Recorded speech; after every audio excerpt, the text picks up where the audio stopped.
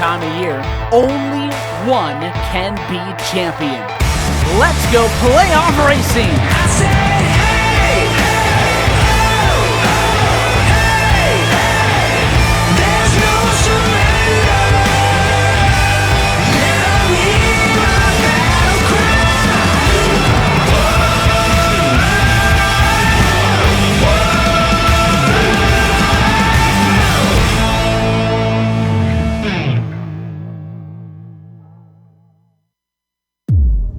iRacing, you wanted the best, you got them four abreast. Often imitated, never duplicated. The greatest show on dirt, the world of outlaw.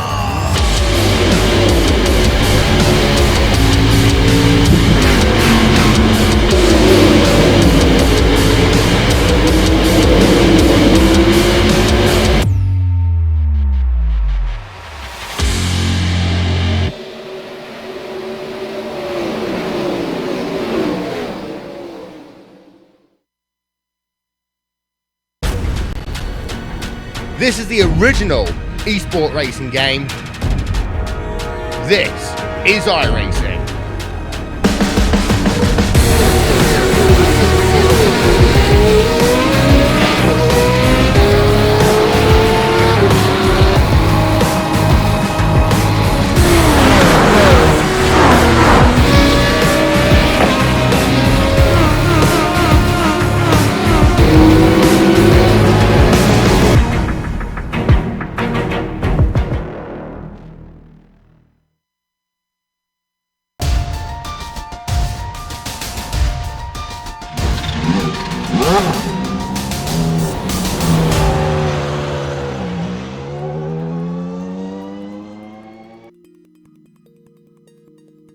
We are now past halfway into the season, and not a single driver has been able to beat Dudignon to the checkered flag in the broadcast races. Long tracks, short tracks, fast tracks, slow tracks, everything has been thrown the Frenchman's way, and yet nothing seems to trip him up. All that's left is to pit the drivers against the ultimate driving test, the Nurburgring. This is a circuit that is the great equalizer. So long, so technical, and so punishing that all bets are off when the drivers grid up. Will anyone else be able to taste victory today? We'll find out soon as we get ready to watch round 7 of the Lotus 49 Grand Prix Legend Series, and you'll see it all live on the Global Sim Racing channel and the iRacing Esports Network. Hi, I'm Joe Peak, and with me in the booth is Johan Vandenbelt. Behind the scenes is our director Sean Crackers Ambrose, and is using cameras provided by Dougie Beer. Johan, even though the track might be the one to finally trip up Michelle, I guess it could just as easily gobble up all of our other competitors. Absolutely, Joe. There is a reason that this track is nicknamed Die Grüne Hölle, or the Green Hell. This almost 21-kilometer track is world famous in Formula 1, GT racing, and everything in between. Now, racing here in the Eifel Forest already started in the beginning of the 1920s, but this track was finished in 1927. It features several different layouts, including the Nordschleife, the safer Südschleife, and the recently quote-unquote built Nurburgring. Now, on the Nordschleife, we will race today, a track where Formula 1 visited 21 times between 1951 and 1976. A track that features 154 corners, including the several famous ones, like Flugplatz, Carousel, and Flansgarten. Now, due to safety reasons, the track disappeared from the official Formula 1 schedule, but in iRacing, we can relive the good old days. We can imagine that we're back in 1967 with the Lotus 49 blasting through the trees. But before we drop the green flag and send our competitors underway, let's take a look first at some of the corners of the Nordschleife from onboard the Lotus 49. All right, we've got Billy Bob Wright in the GSRC Lotus 49, so let's do a lap around the Nordschleife. The Nord curve has deceptively early braking because of its downhill entry, so be on your guard. From there, we're going to skip ahead since there's not enough time to show you a full lap. The 49 is unique in that it's a car on iRacing that can actually get air at Flugplatz. That makes the double apexer that follows even more terrifying. Just up the road, you'll get another little hop just before the braking for the Swedish Cross. Hug the left side as best you can so that you can set yourself up for Ehrenberg. You don't want to put a wheel in the grass on the right anyway, since there's almost no coming back if you do. Expect a few pass attempts into here throughout the race. Then, if we jump ahead to compression, that leads us directly into Oudener Forst. The tight barriers in this series of S's means you really don't want to mess around. Races end incredibly quickly when drivers lose it on entry. Like most S's, ideally you want to set yourself up for each subsequent corner through here. Once you get around the final right-hander, open up the throttle and let it fly. Farther along at the bottom of the hill, X-Mule may prove tricky in putting the power down. The way the track crests on exit tends to take the grip away. From there, bring the car across the track and then lift to make it through Laude Links. You can take it faster, but you want the car settled for the heavy braking into Bergwerks. Try not to early apex this uphill bend. Being able to straighten off the exit will pay off in speed climbing the mountain. Now, Bravery Corner is scary in most cars, but in the 49, you'll be lifting even before the braking zone just to keep it on the right line. The bumps get emphasized with this car's lack of downforce, and so much of driving the car revolves around dealing with that. And then, of course, there's the infamous carousel. Spot your brake marker, swing it in from the outside, and hold a consistent speed around the banking. Be easy on the gas coming out because the car won't grip quickly. Across the top of the mountain, you've got another spot where you'll get airborne with Flansgarden. Don't push your luck because you need the car planted when you land to get through the uphill right-hander. Over the hill, you've got another scary little hop just at this left kink. It's easy to get out of shape here. Then, there's the fast entry into Swallowtail, which is another place where losing control is almost always a race ender. Slow the car up as you guide it through the right-hand sweeper. Then, try to carry speed over the crest of the left-hand bend. From there, it's a short burst to the mini carousel. Coming off of here can be tough since the Lotus doesn't like to accelerate and turn at the same time. Stay to the left for the right line into Gallow Hill. This extremely long corner requires patience and practice to figure out just how soon you can put your foot to the floor. And the sooner you can do that, the better because it dumps you onto the Dottie Norhoa. Another thing unique to the Lotus is that Antonius Beach isn't quite flat out. If this kink scares you, you're not alone. That sets us up for Tiergarten, which presents the difficult task of slowing the car and changing direction multiple times. Once you reach Ho and Run, if you don't have control of the car, you're probably going to be hitting something. Keep it tight to the apexes, and then don't forget that turn 13 is deceptively slow. Hopefully you kept it all together and have now finished a lap around the Nordschleife.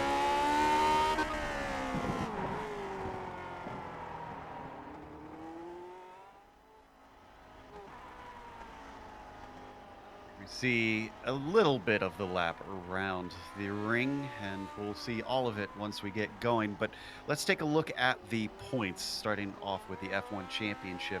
Michel Dudignan, his 2 drop weeks mean that, well, he is able to take maximum points. Even if he didn't have the drop weeks, he would still have maximum points. He's dropping wins on both of them. Eduardo Prado is only 30 points behind thanks to those drop points, so he could still get in this thing and try and challenge for the championship. Really, the only big change we've had is Mick Claridge coming back and jumping back up into the top 5. Gary Teal drops down 1 because of Mick joining the F1. Let's take a look at the F2 Championship. Johan? Yeah, there's a new name on top there, and that's the one of David Rossi. David really profited last week from several drivers not being there. This graphic is still showing P2. Hugh Haycox was one of the drivers not being there at Indy Road. He used one of his drop weeks. There are a lot of British drivers in the top 5 there. Steve Hogan and Philip Urquhart there as well. Graham Petullo, he's still in the top 5, trying to save some of Australia's honor and close the gap down towards the drivers in front. And in case you've never watched this series before, let's jump ahead to the race details because we seem to be running out of time here. We are in round 7 out of 12. They're doing 5 laps around this track. It is open setups and it pays down to 15th. Let's run you through our starting grid for the day. It is going to be Michel Dudignan on the pole with Rob Olenek in second. Then it's Tommy Unhola, followed by Eduardo Prado. Steve Bycroft will be starting 5th. Ove Trangere 6th, and Gary Teal will be P7. Steve Hogan will be 8th, and on the inside of the next row is Hugh Haycox. Then it's 10th for Andrew Barry.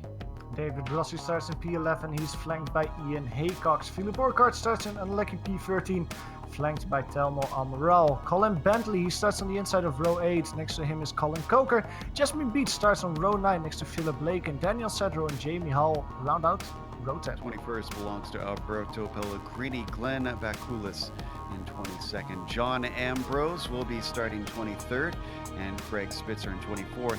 Nenad Ivanovic starts P25. Andrew Ang 26th, and Johnny Bell in 27th. And it's Logan Walker starting 28th. The inside of the next row will be Masson Pascal, Andre Bruno 30th, Don Good 31st. And the engines are starting to rev, so we are getting ready to go racing. Already they are on their way down to the north curve. This is going to be a bit messy potentially because we have 34 cars out there running here today. So far, so good through the first few corners. Up at the front, though, currently, it is actually Rob Olenek somehow who snuck into the lead ahead of Michel Dudignon. The question is, can he hold him back? It is Tommy Unhola running in third. Eduardo Prado cycles into fourth place. A bit of a slide from Steve Bycroft, who rounds out the top five, but so far, so good, I'm seeing, Johan. Yeah, me too. Everything a single fall at the moment. Done good. He had a horrible start, however. He got away clean, but he got also away with a false start, so he will have a black flag they has to serve very soon. But what a start from Rob Olenek. We have to take a look soon at how exactly he got by Michel Dudillon, because this is exactly the start he had hoped for. However, the Frenchman is very quick, though, around 3 car lengths between Dudillon and Olenek at the moment. Unhola cannot follow it. He's just looking from the popcorn position. Next corner is a tough right-hander. Dudillon can try and move there. We've got a big accident. Andrew Ang is involved. Number of cars. I see John Ambrose is in there. Looks like Jody Selfin got involved. Craig Spitzer. We're going to see it from Fort Colin's view.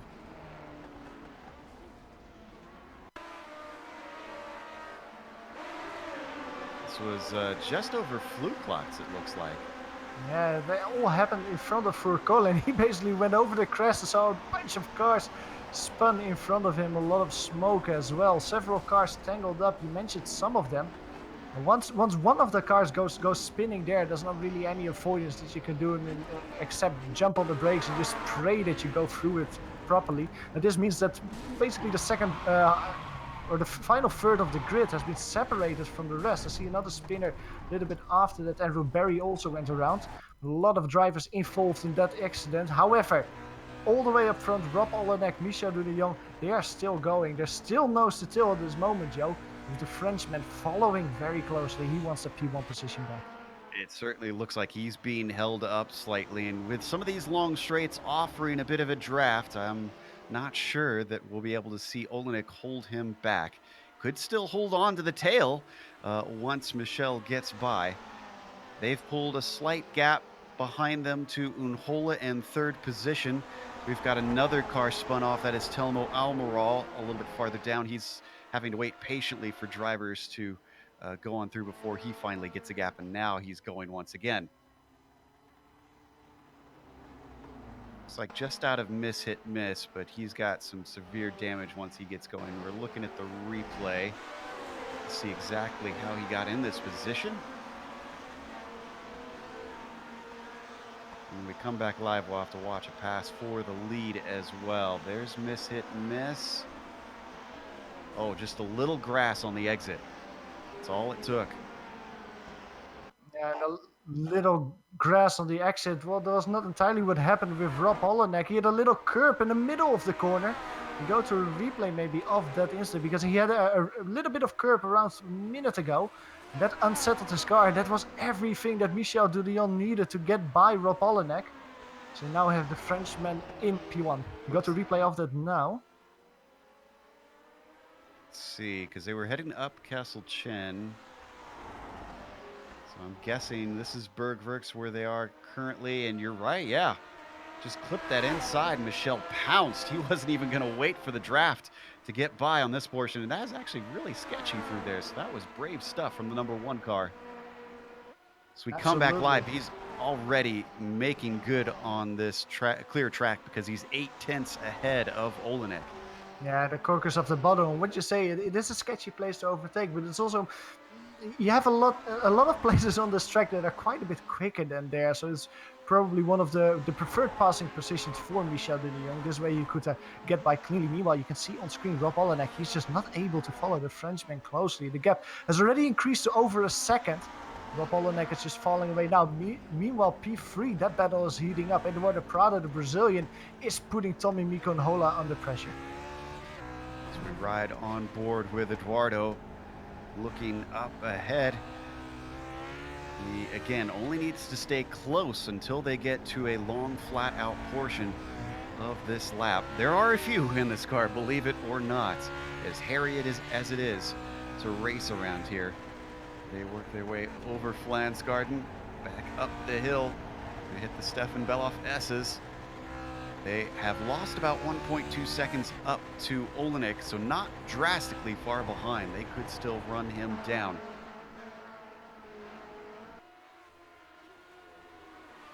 So we jump back to sixth place.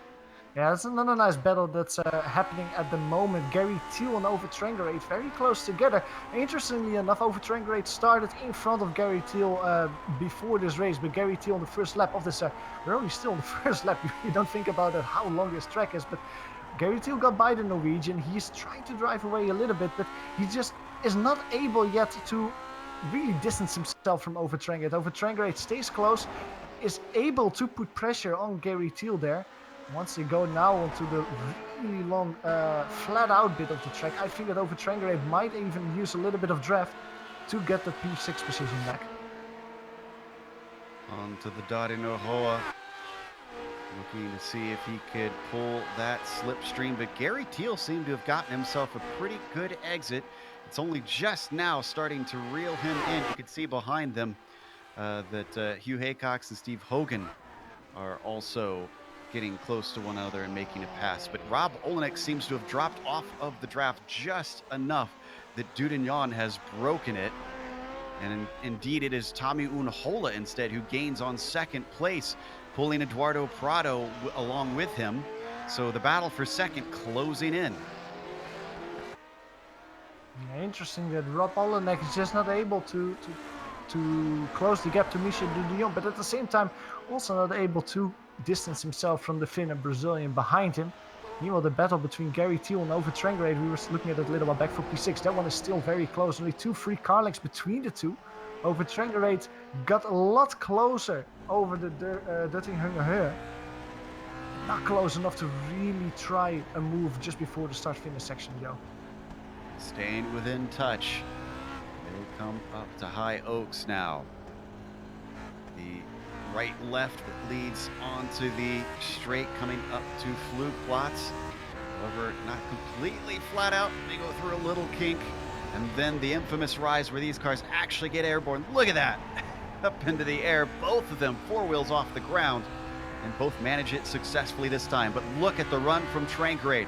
Is he brave? Does he try to run it through up into the Swedish cross? He lifts before he gets there. Middle of the track, just no way to go. It is too narrow through here. Maybe a pass into Ehrenberg. He stays close behind. He keeps it down to the inside, tries to outbrake him, but there's nothing doing. Out of Ehrenberg, there's not really a good overtaking opportunity now, because now it will be a bunch of left, right corners. It is difficult there to go side by side. Overtrangerate has to wait just a little bit more, but this will be positive for him. He knows that he is quicker than the car in front, but at the same time also frustrating for the Norwegian, because Steve Bycroft, that's the driver of the top 7, the only one of the top 7 we haven't spoken about, he's driving away from both of these drivers. A little bit farther back, don't forget the mid-pack has some battles. 11th is contested between Ian Haycox and Jamie Hall. And if they start battling, David Rossi, Daniel Sadro, and Alberto Pellegrini are all in a train behind them. So this could get very interesting very quickly. Oh, but there's problems there. Sadro, hard crash there. David Rossi as well, and I think that Pellegrini is involved. A lot of drivers are spinning around there.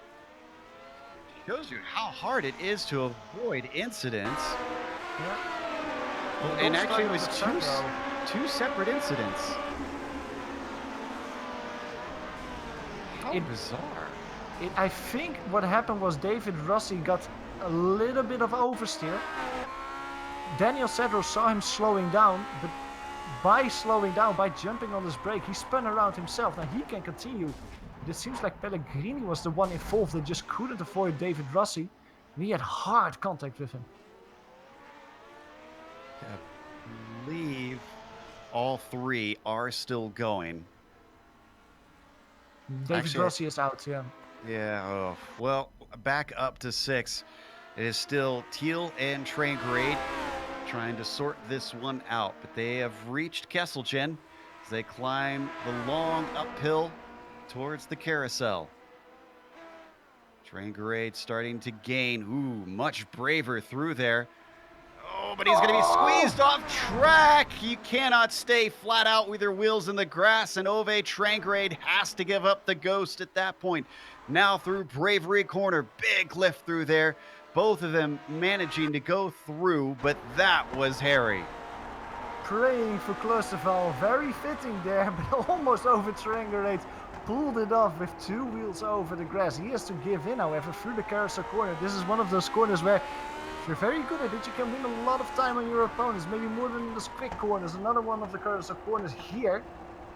Norwegian, he seems close, he seems quick, but actually making that final pass, that last little percent that he needs, he's just not able to get it.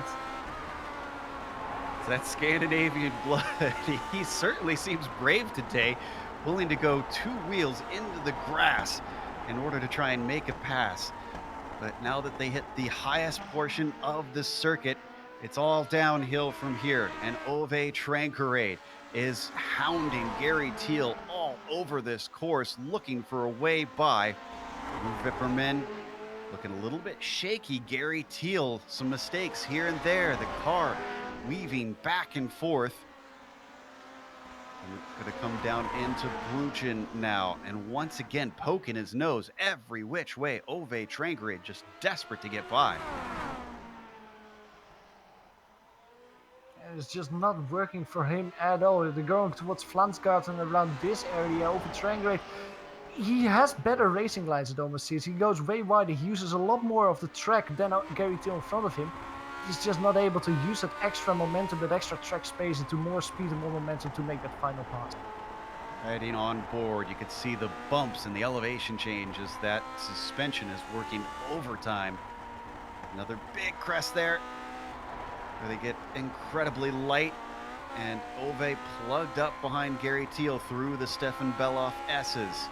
Then it hits Swallowtail, a swift right-left, the car slowing as it goes. And I think Daniel Sadros had another problem this time. He's had to tow, and multiple cars involved in this one. It was Pellegrini again and Barry. Yeah, it all started with Andrew Barry. Maybe focus on him.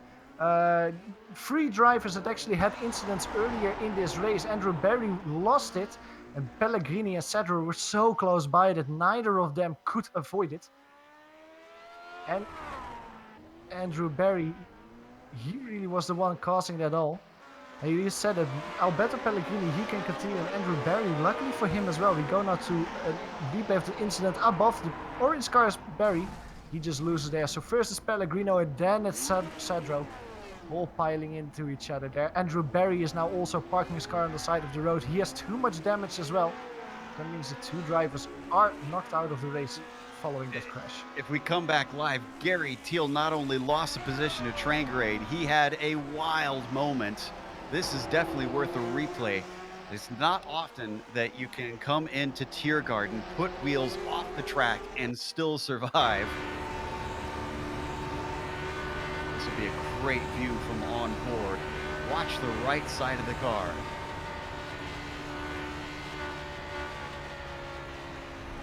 Woo! Oh, it was through Antonius Beach is where he went off. Wow. Car is doing, I want to say, around 170 miles an hour at that point, and he managed to hold on to it. Yeah, not a lot of times that you go over the grass there and actually keep it out of the wall, so you can actually continue. Good stuff there from Gary. Prado is also, managed to get by Tommy Unhola for 3rd here, Johan. You saw this happen on Dottie Nerhoa, it sounds like? Yeah, it was basically the same as we saw just now between Over Trangrade and Gary Teal, just a little bit more cleanly on Duttinger Her. Eduardo Prado choosing the right side out of the draft and very clean around the fin. Neither of the cars really going over the grass, maybe half a wheel dipped into there. But a little bit of a calmer pass, so Eduardo Prado now to P3. Now I'm curious to see if Prado can, one, drive away from Nico and Hola, and second of all, close the gap to Rob Olenek. The gap between Prado and Olenek at the moment is around 2 seconds. But Prado has been stuck behind Unhola for a while, so let's see if he can move himself further up the podium. Looking at the championship though, he needs to do that if he wants to stay close to the Duno. Right now, Prado's not pulling away at a high rate of knots. In previous cases, we've seen once drivers have gotten past someone they're battling with, they've disappeared off in the distance. Let's stay with this, but I can tell you the Trangrate is quickly dropping Gary Teal after he's gotten by. But the Brazilian certainly has the fin tucked up behind that gearbox and is not able to make inroads. He's just now starting to pull about a 7/10 of a gap away from as they weave through miss, hit, miss, and Tommy Unhola with a wheel off himself. That's certainly going to lose him a little bit of time. Yeah, Prado will love that, because that means that the pressure behind him is going away. Meanwhile, let's take a look at P9. That's a battle we haven't spoken about. Steve Hogan, he's fighting against Philip Lake at the moment. What a race Philip Lake had. I think that Philip wasn't really happy with his qualifying time. He started way down the order in P18. That's not really a position that we are used to Philip Lake seeing, but in the race, Philip is making up quite quickly though. He already is up 8 positions, and he is hounding Steve Hogan now for another position. As we ride on board, or did ride on board with Hogan, looking back at Phil Lake, they come into Brideshall and up towards X Mule. Oh, and somehow Prado just re-lost the place. We saw a mistake a little bit earlier that handed over the lead in Bergwerks, and it happened again, this time though with contact on the wall from Prado. Yeah, it's not very heavy contact. You can see it there from on board with Unhola. Prado just taking too much speed through that corner. Probably misjudge it. It's a very easy part of the track to misjudge it. You have several right-hand corners, and you think that you have one more to go, but you're already in the final one. We have to break a lot more than the few before that. And I think Prado was caught out by that. Luckily for him, only small contact with the wall. And looking at the battle at the moment, it doesn't seem like Prado has any big damage that is really suffering. To be honest, he's putting immediately Unhola under more pressure. The gap between them is only 1.5 car length. Unhola's mirrors are full with the Brazilian. Oh, Prado almost loses it there. Wow, what a save from him. Oh my goodness, so many moments in this race so far. Prado clearly pushing as he also puts wheels up on the curb as they come up to Hedwig Heights. And I'm kind of shocked that he didn't get more damage from that hit. He's awful lucky. He's retained 4th and looking to get that 3rd place back. Now into Ashbrook. Oh my goodness, he is climbing all over the back of that car and eager to get by. Yeah, I'm starting to wonder a little bit if what I said is actually true. It might actually be that Prado has some suspension damage, which basically knocks the alignment of his wheel a little bit. So he has to keep his wheel at a certain angle to go straight. When you have that at a normal track, that's already very frustrating. But if you have it here on the Nordschleife, that's even more difficult with all these corners in quick succession. I think that he might be struggling with that. At the moment though, it doesn't seem like it's affecting him that much, because he's following in very close proximity. Let's stay with this battle, but an update for those wondering. Michel Dudignon has pulled out 10.5 seconds over Rob Oldedik. We're only on lap, we're on lap 3 currently. And that's really something that Dudillon was showing in practice as well. He was around 8 seconds clear from his next rival in practice, and he just shows that he can have that race pace as well in the race itself. But it is the Nordschleife. It's always a track where the disaster looms in every corner. We can maybe go to P9 again. The battle between Philip Lake and Steve Hogan. It's still the way we left it a few moments ago. Those two drivers are very, very close, around 1.5 car length between them at the moment. And you can see Philip Lake following there, dropping it back a little bit. Oh, and we got to come back to the battle for 3rd, because Prado got the run on the Dadi Nurhoa. And there you can see he's able to slipstream by. If he's got his wheel slightly cocked, he certainly is able to hold it steady as it flies along at 196 miles an hour through Antonius Beach. So he's going to get that one back. He's now ahead of Unhola. They both weave their way through Hohenron and back through turn 13 onto the front stretch. Unhola taking a peek to the inside. He wants to get this one back. Now down in the north curve. He outbrakes him, but he's a little too hot into the corner. There goes the position right back within a few feet.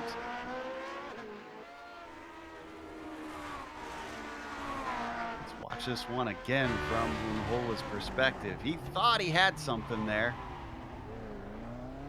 Wow, that was close sneaking through there. Scandinavian drifting there from Unhola. Shame that he actually couldn't put up a little bit more of a fight to stay closer. The gap immediately to 1.2 seconds between himself and Eduardo Prado. Meanwhile, Philip Lake, he also won a position over the Duttinger Homer last time around. He got by Steve Hogan. Let's go to a replay of that overtake. Very simple overtake, however, not a lot Steve Hogan could do there. But over the Duttinger Homer, Philip Lake just got into the draft.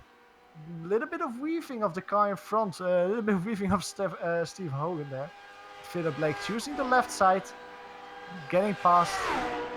Just a very, very clean overtake from Philip Lake. That's already 9 positions that the Brit has won this race so far. And the gap between him and Hugh Haycox, that's quite a sizable gap, around 3 seconds. There's still 2 laps to go, still around 15 minutes of racing left. So Philip Lake has to win 3 seconds to see if he can win 10 positions this race here in Germany. He is very clearly left Hogan behind. You could see the gap between those two. Remember, that was just a small portion of the lap ago that he managed to get by, as we are down to 2 laps to go. Looks like Craig Spitzer is our next victim of the ring, and this one happened in Hohenrand at the pit entry. In fact, this was horrible timing for poor Craig.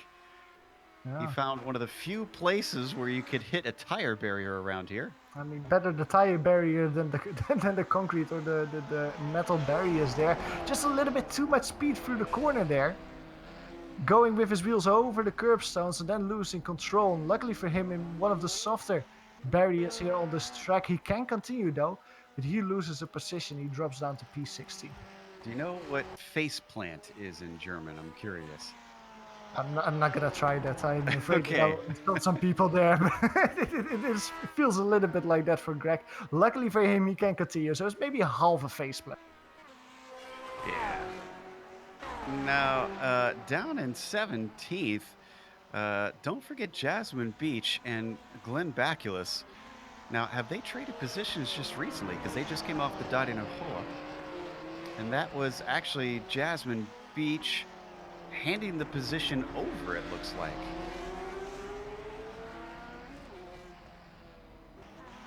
She was just incredibly slow on the Dottinger Hoa. Excuse me, no, it wasn't Beach. It was Baculus handing it over.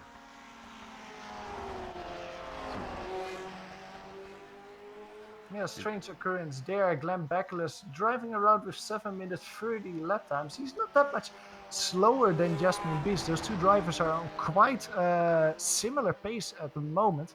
So maybe Baculus just wanted the pleasure of driving behind someone a little bit, being able to follow someone a little bit. That of course can help you on a track like that. You can see where the driver in front has his braking markers, where they're steering in, and that can help you just survive a little bit longer.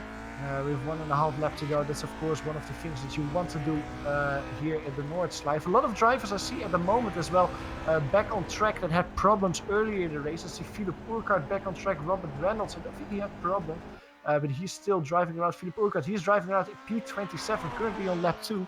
He's one of those drivers that had, was involved in that big lap 1 crash that we saw that took out several of our drivers. Luckily for Philip, he can go back out on track and score some extra points for the championship.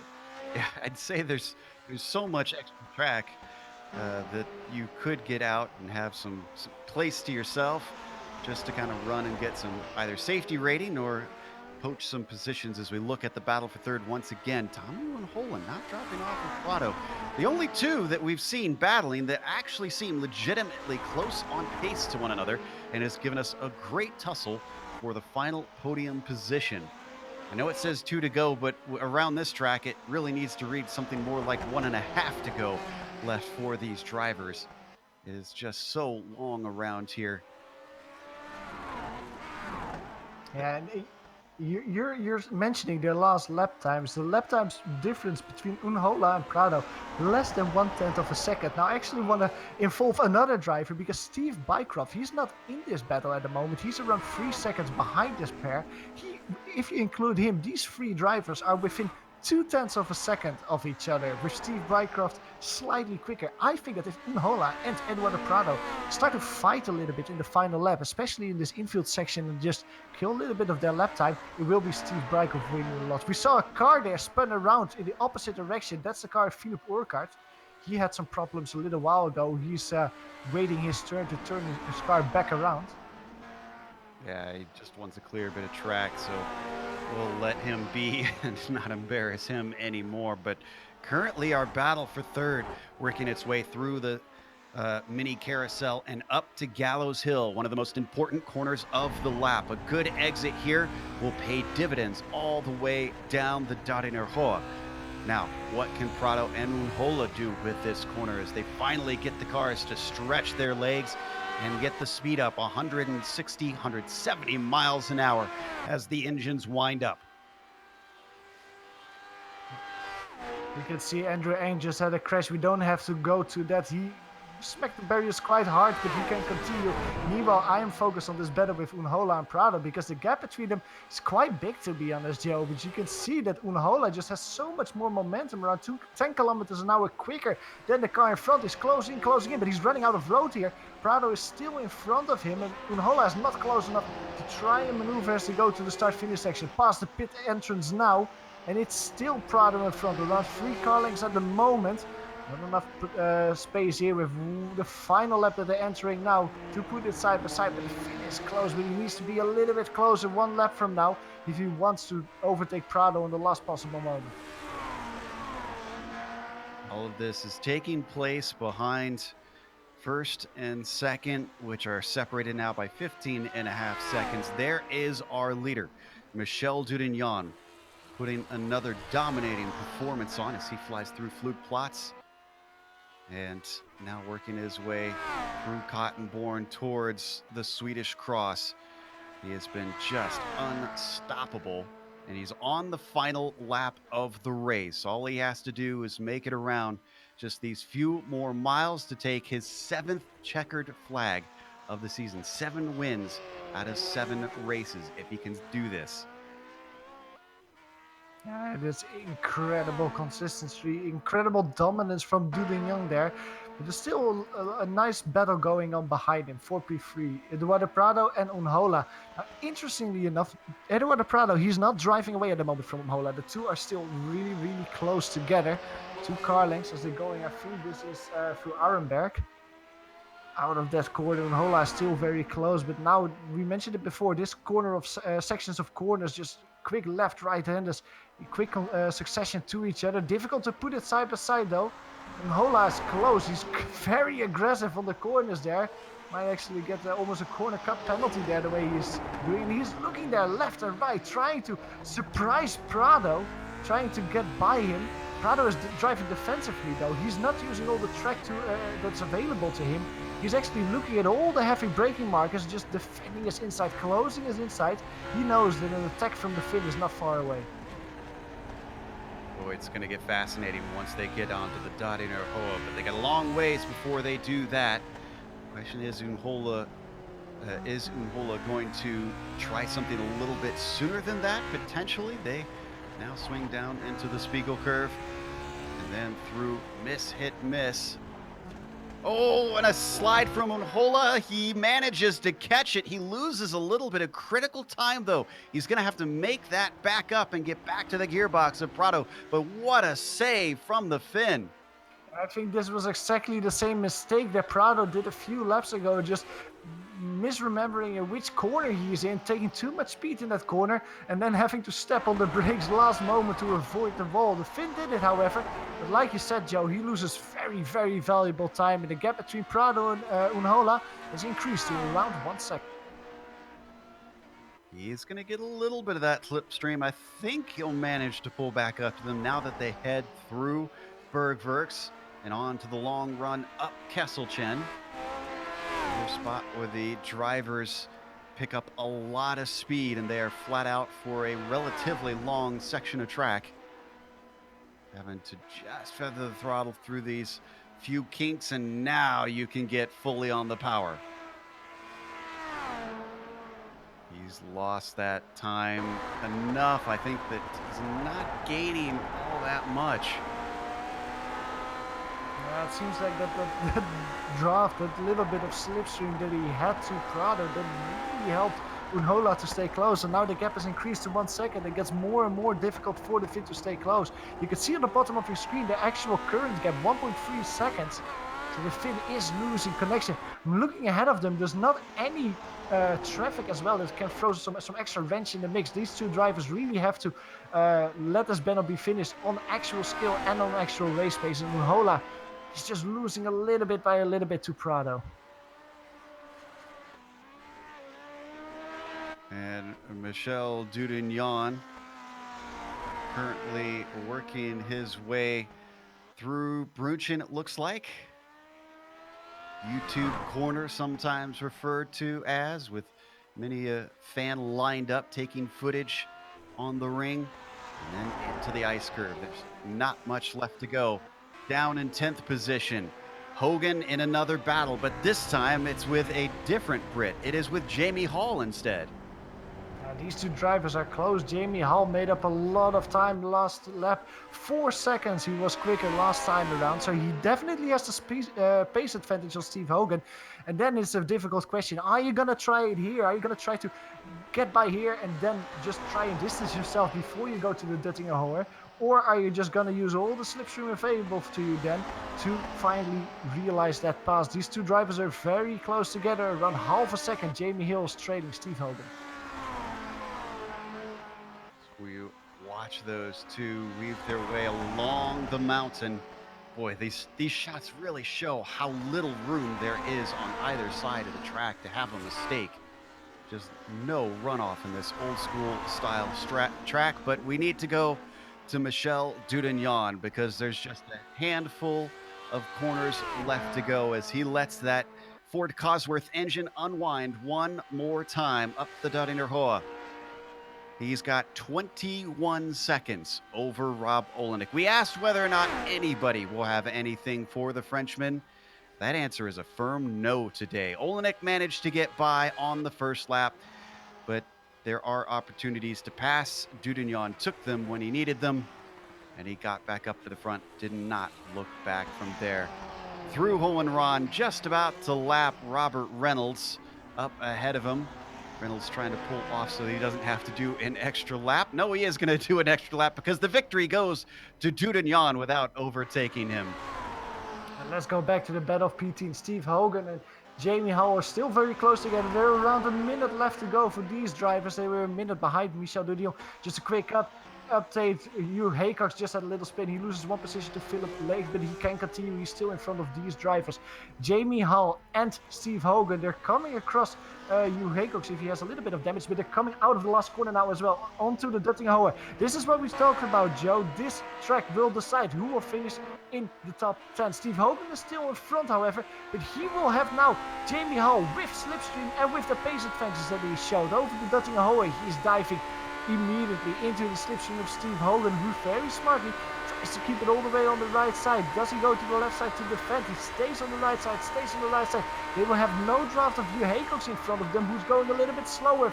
Jamie Hall has to go to the inside, but there's also Steve Hogan. But now around the outside, he does it. Philip Lake gets by him, or Jamie Hall gets by him. The last possible moment, he gets rid of Steve Hogan. He gets a position, but is he close enough to also threaten Hugh Haycox, who's just a little bit in front? Around the last corner they go. It is Hugh Haycox who will finish in P9. That isn't Jamie Hall. He gets a P10, winning 10 position in this race. Steve Hogan, what a great race, what a great battle he had. He has to settle for a position outside of the top 10. Behind them, more drivers cycling in. Ian Haycox, the father of Hugh Haycox, is just finishing up his lap, finishing only 3 positions back in 12th place. He'll be followed by Ang and Spitzer, who are coming in. Glenn Backless has left Jasmine Beach behind since we last looked at that battle. Never even mentioned it was very hot out here today, 114 degrees on the track, so incredibly slippery on the surface for everybody. As the last of them work their way in, I think it's worth us stepping away to take a break here on the Global Sim Racing channel. We'll try and gather our thoughts before we talk to the drivers in the driver interviews. We'll bring you the official results, and on screen, you can see all the upcoming races here on the Global Sim Racing channel.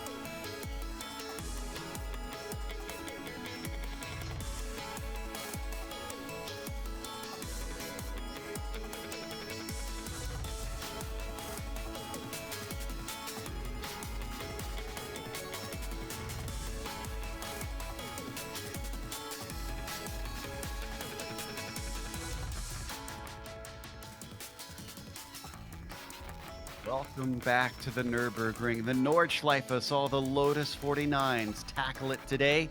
The Grand Prix Legend Series in round 7 of the season. And even though it was a higher turnout, we had a lot of drivers that might not be normal runners here in the series show up.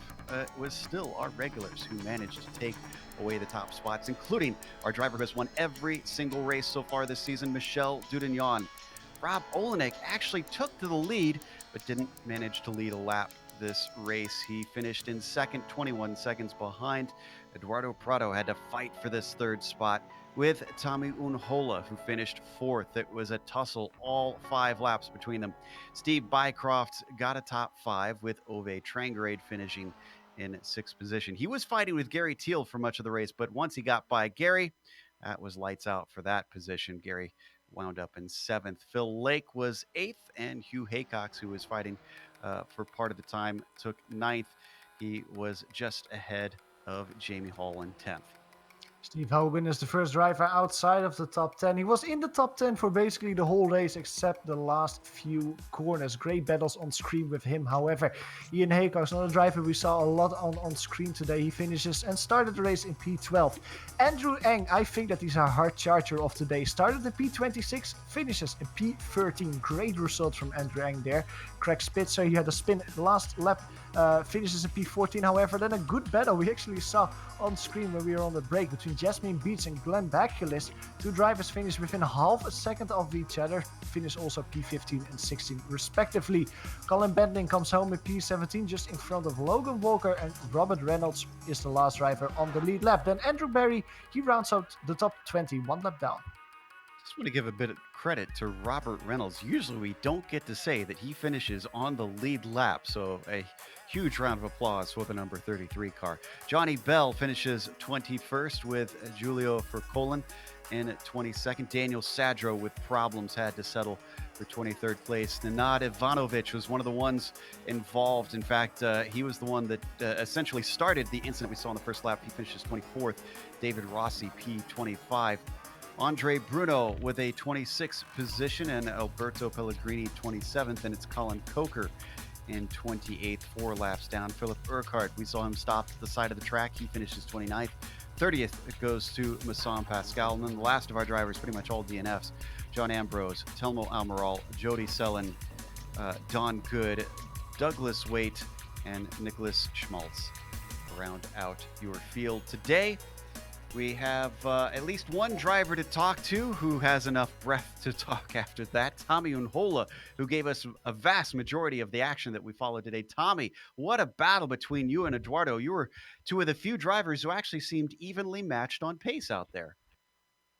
Oh yeah, it was really fun, and yeah, good that we were evenly matched. And sometimes on this track, you happen to be on kind of alone, and it's very hard to pass. But it was fun this time. When you saw that you had 34 some odd drivers, 36 drivers signed up for this race, what were you thinking? Because even in this series, we usually don't see this many cars at the ring. Oh yeah, that was lot, and yeah, luckily it's so big track that I was thinking that there might not be blue flags on the race and without accidents, and people usually are so good with those that would not be problem, and I didn't have any issues with anything, so it was fine this time. But on smaller track, it would have been a bit more scary, I think. Tommy, also from my side of the booth, congratulations with that awesome race on screen. Now you set a big track, a lot of corners, 150 plus.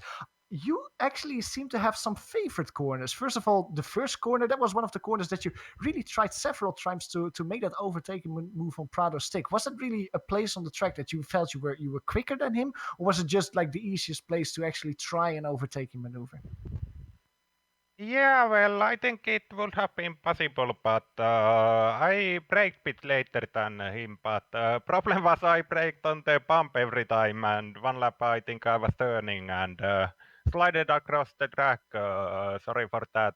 It was my mistake, but luckily I don't think it mattered in race, and I just lost more time. So, but yeah, I kind of tried there. First one was kind of practice try, but I would only have done if he messed up braking or something, as it's kind of risky. And yeah, like it almost happened accident, but luckily we survived it and it was fine.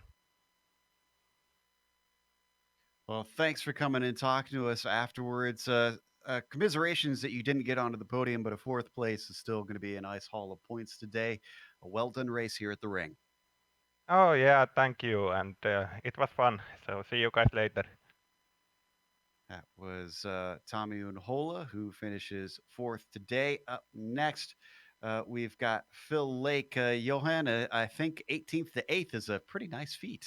Absolutely, Phil. Welcome to the booth. A great result from you, winning 10 positions. Now, my initial question actually is: you seem to have great race pace out on track. What exactly happened in qualifying that you only started P18? I missed the qualifying. Is what happened. I forgot that until yesterday. I forgot that it was separate for Nords, and then both times I just missed it by a couple of minutes. So I didn't have a qualifying time. Turned into a fun race though because of that.